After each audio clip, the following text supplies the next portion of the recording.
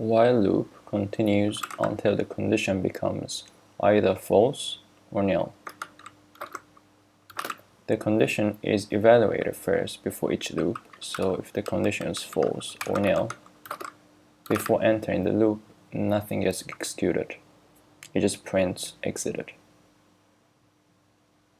If the condition is true, then we need a way to end the loop. So we can set the condition to either false or nil.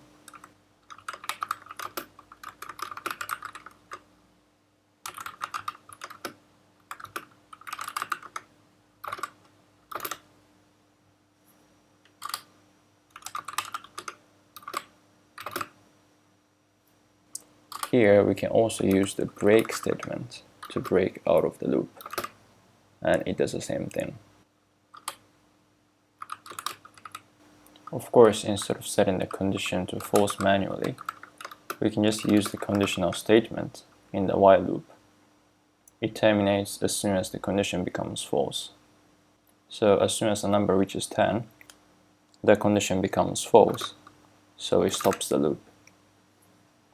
One note about the scope of local variable. What is declared inside is only valid within the loop.